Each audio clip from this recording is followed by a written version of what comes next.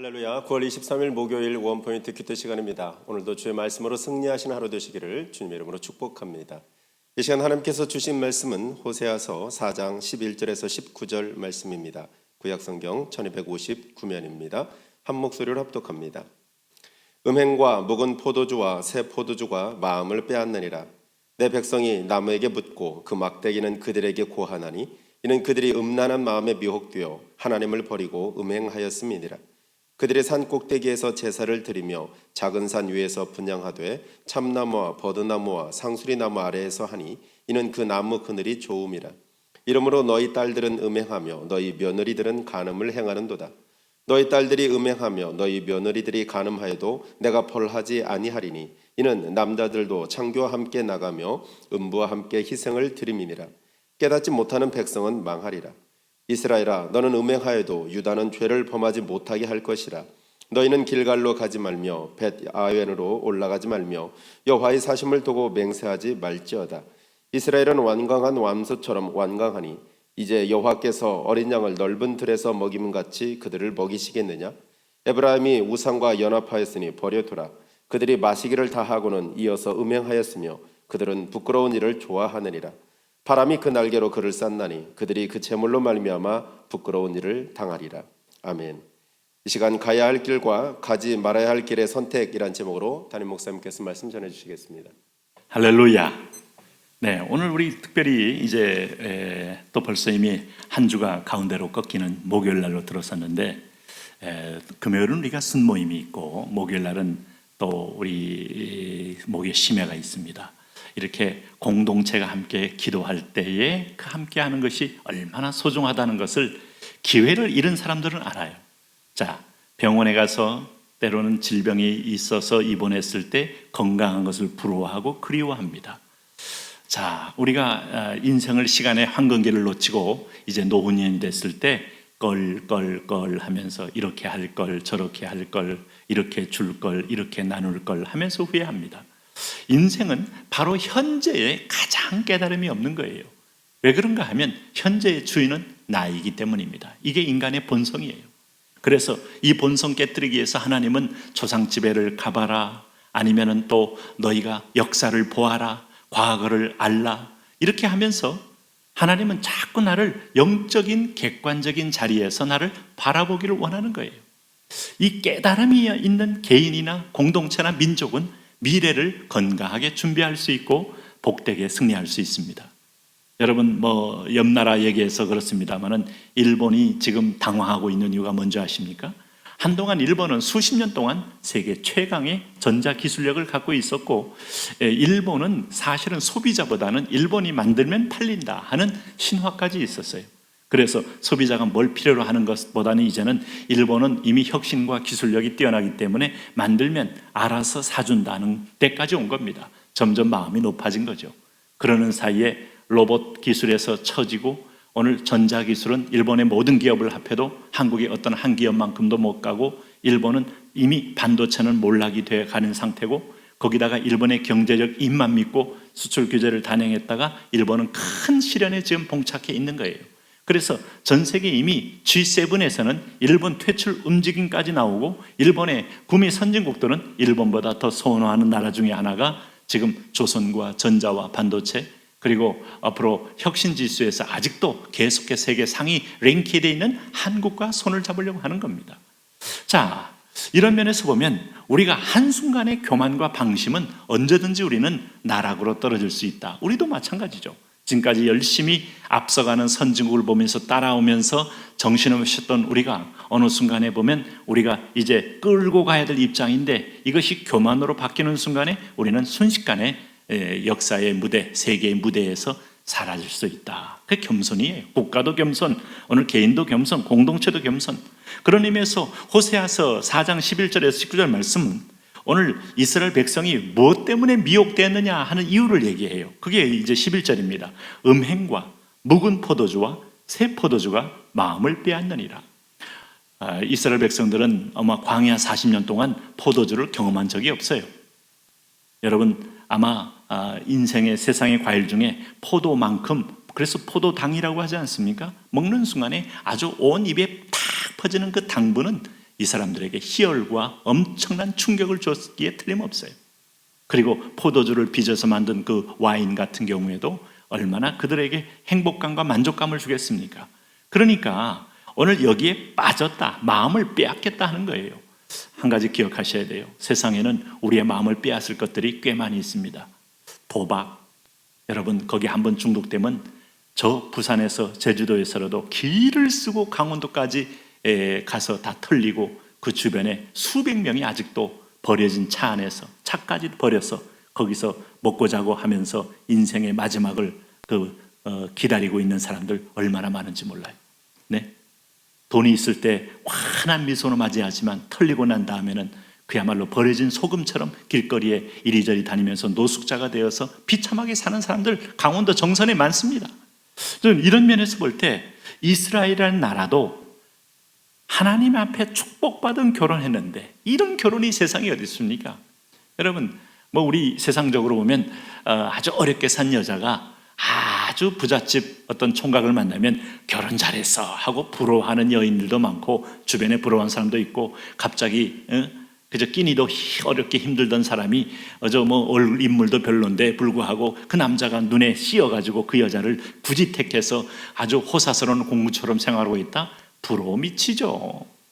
우리가 그런 자예요. 세상에서 별 볼품도 없고 우리는 버려진 존재 같은 우리인데 그 왕이 우리를 택하여 우리를 결혼했다. 이사야 54장 5절에 이는 너를 지으시니가 내 남편이시라. 그의 이름은 만군의 여호와시니라. 나를 지은 창조주가 나를 결혼까지 해주셨다. 이게 바로 여러분 하나님 나라입니다. 천국입니다. 우리가 천국 가면 하나님의 종으로 그저 소위 시다바리 이런 생활만 할 것 같습니까? 하나님이 오늘 우리를 신부로 대우해 주는 거예요.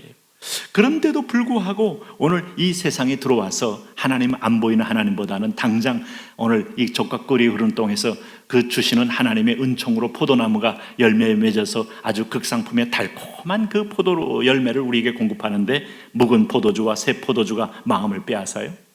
여기에 빼앗겠다 이거예요.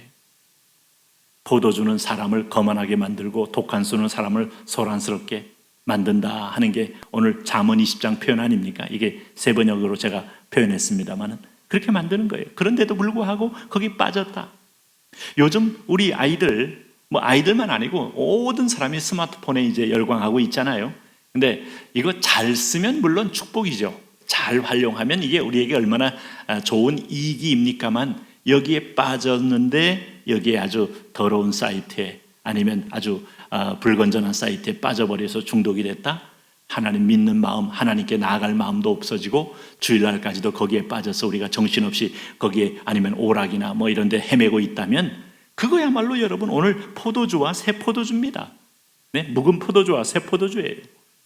이 마음을 빼앗긴 오늘 90% 이상이 이걸 다 갖고 있는데 내 안에 손에 있는 거 가지고 세계 어디까지 내가 사이트에 접속해서 내가 들어갈 수 있는데 여기 안 빠지겠어요? 우리 자녀들 무엇에 빠지고 있는지 스마트폰을 갖고 있고 쓰고 있다는 게 문제가 아니고 그 쓰고 있는 시간이 많다는 것만 또 문제가 아니고 어떤 것에 빠져 있는가가 중요해요. 건강한 것에 빠져 있고 좋은 것에 빠져 있다면 생산성을 불러오지만 오늘 이 음행과 묵은 포도주와 새 포도주에 빠지게 되면 인생 털리는 겁니다. 네? 그래서 이 12절에 어떻게 됐어요? 내 백성이 나무에게 묻고 그 막대기는 그들에게 고하나니 이는 그들이 음란한 마음에 미혹되어 하나님을 버리고 음행하였음이니라. 이건 음행은 단순한 음란한 것도 물론 있겠지만은 영적으로 하나님을 떠나면서 하나님보다 더 좋은 곳에 빠져서 시간도 몸도 마음도 거기에 붙들려 있다 이겁니다. 네? 그런 의미에서 보면 이게 얼마나 참 이게 내가 이런 탐닉되고 여기에 빠져 있는 순간에 얼마나 나는 비참한 인생이 되고 있느냐 하는 것을 우리는 알 수가 있는 거예요. 자, 오늘 여기 보시면은 여기 14절 말씀 한번 보십시오. 나무로 만든 우상 앞에 분향할 뿐만 아니라 뭐까지 하고 있어요? 여기 13절 14절의 말씀이 산꼭대기라는 게 위에 항상 산당에 있거든요. 이 고지는 고지전이라는 영화도 봤지만은 이 자그마한 언덕 하나 가지고 2차 대전 때 유럽이나 한국이나 이 고지를 잡아야 전쟁에 이길 수 있기 때문에 여기 13절에 그들이 산꼭대기에서 제사를 드리며 거기 산당들이 많아요. 대한민국에 여러분 오랫동안 불교가 지배할 때 그 절들이 산속에서 얼마나 고지를 점령하며 중국에 가면 최고의 높은 산당 위에서 얼마나 그 고지 위에서 거기서 세상을 내려다보고 있습니까? 이게 지형학적이고 또 지리적으로 그 시대를 지배하고 있다는 사람들이 우러러 보고 있는, 원래 산은 하나님의 임재의 상징이에요. 내가 산을 향하여 눈을 돌리라 하는데 그 자리에 눈이 미치는 저 높은 곳에 우상의 산당이 딱 버텨 있으면 그 우상의 밑에 내가 거하는 셈이 되잖아요. 그래서 그 산꼭대기는 대개 우상 숭배의 사당이 있어요. 그래서 산꼭대기에서 제사를 드려요. 작은 산 위에서 분향하되 참나무와 버드나무와 상수리나무 아래서 하니 이는 그 나무 그늘이 좋음이라. 이러므로 너희 딸들은 음행하며 너희 며느리는 거기서 행음하는 바알의 제사를 직접 했다 이거예요. 제사도 했지만 바알의 제사는 실제로 몸으로 행음하는 행위가 제 축제 끝에 있습니다. 이게 얼마나 이 당대의 남자들을 열광케 하면서 거기에 빠지게 했는지. 그러나 심판이 크게 다가왔죠.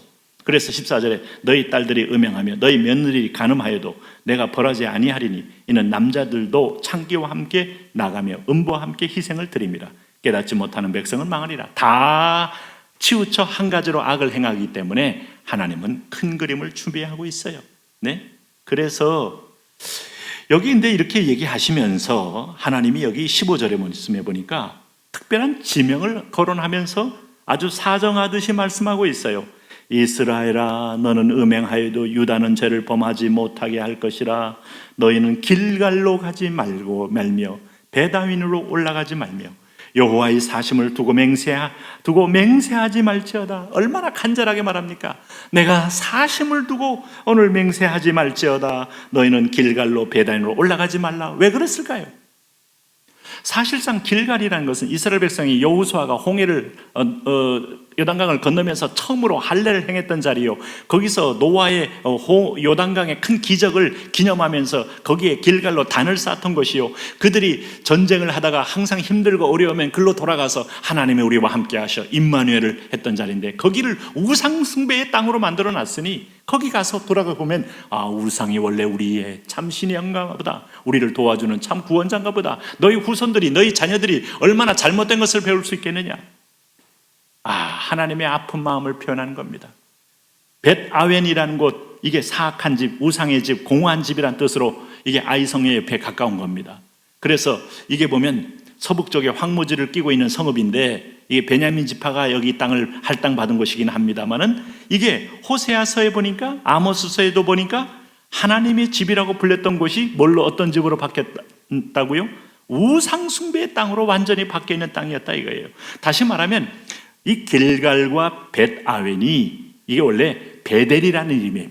베델이 여러분 그 야곱이 이 베델 거기서 라반의 집에서 돌아왔을 때 베델, 그가 또 집을 떠날 때 베델, 하나님을 만났던 자리, 하나님이 직접 나타나서 사독다리와 함께 오늘 하나님과 함께 영광을 보았던 자리, 그 하나님의 계획이 있는 축복의 땅들이 사람들이 그 자리에 하나님을 떠나게 되니까 점점 우상으로 가득 채워서 숭배하는 자리로 바꿔놨으니 이게 경멸조의 이름이 된 게 벳아웬입니다. 벳아웬.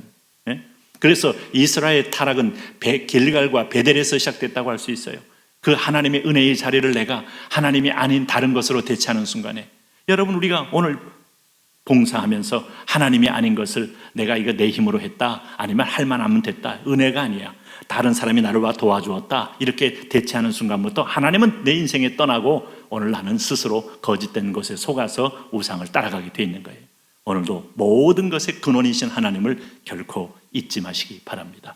하나님, 그 하나님을 기억하며 동행하게 하여 주옵소서. 예수님 이름으로 기도합니다. 아멘.